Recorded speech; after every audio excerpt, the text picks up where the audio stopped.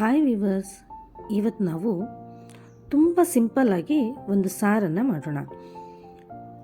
ನಾನು ಒಂದು ಪಾತ್ರೆನ ಇಟ್ಕೊಂಡು ಗ್ಯಾಸನ್ನು ಆನ್ ಮಾಡಿ ಒಂದು 3-4 ಸ್ಪೂನು ಎಣ್ಣೆನ ಹಾಕ್ಕೊಂಡಿದ್ದೀನಿ. ಎಣ್ಣೆ ಬಿಸಿ ಆಗ್ತಾ ಇದ್ದ ಹಾಗೆ ಒಂದು ಅರ್ಧ ಟೀ ಸ್ಪೂನು ಜೀರಿಗೆ ಮತ್ತು ಸಾಸಿವೆ, ಹಾಗೆ ಸ್ವಲ್ಪ ಕರಿಬೇವನ್ನು ಹಾಕ್ತಾಯಿದ್ದೀನಿ. ನಾನು ಬೆಳ್ಳುಳ್ಳಿನ ಕಟ್ ಮಾಡಿ 1 ಗಡ್ಡೆ ಬೆಳ್ಳುಳ್ಳಿನ ಹಾಕ್ಕೊಂಡಿದ್ದೀನಿ. ಅದೆಲ್ಲ ಫ್ರೈ ಆಗ್ತಾ ಇದ್ದಾಗೆ ಒಂದು 3 ಟೊಮೆಟೊನ ಹೆಚ್ಚಿಬಿಟ್ಟು ಹಾಕ್ಕೊಳ್ತಾ ಇದ್ದೀನಿ. ಈ ಟೊಮೆಟೊ ಸ್ವಲ್ಪ ಮ್ಯಾಶ್ ಆಗೋ ರೀತಿ ಬೆಂದ್ಕೋಬೇಕು. ಅದು ಸ್ವಲ್ಪ ಬೇಯ್ತಾ ಇದ್ದ ಹಾಗೆಯೇ ಒಂದು ಅರ್ಧ ಟೀ ಸ್ಪೂನು ಅರಿಶಿನ ಪುಡಿ, ಹಾಗೆ 1 ಸ್ಪೂನಷ್ಟು ಅಚ್ಚ ಖಾರದ ಪುಡಿ,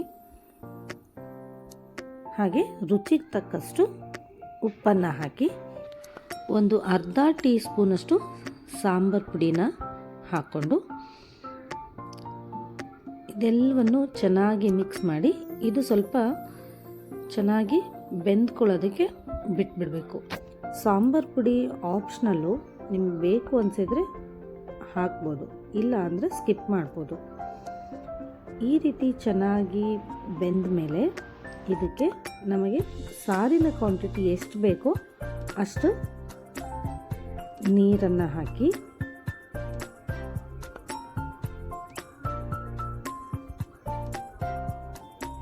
ಇದನ್ನು ಕುದಿಯೋದಕ್ಕೆ ಬಿಡಬೇಕು. ಈ ಟೊಮೆಟೊ ಸ್ವಲ್ಪ ಹುಳಿ ಜಾಸ್ತಿ ಇದ್ದರೆ ಒಂದು ಸ್ವಲ್ಪ ಬೆಲ್ಲನ ಹಾಕ್ಕೋಬೇಕು. ನಾನು ಕೂಡ ಹುಳಿ ಟೊಮೆಟೊ ಇರೋದ್ರಿಂದ ಒಂದು ಸ್ವಲ್ಪ ಬೆಲ್ಲನ ಹಾಕ್ಕೊಂಡಿದ್ದೀನಿ.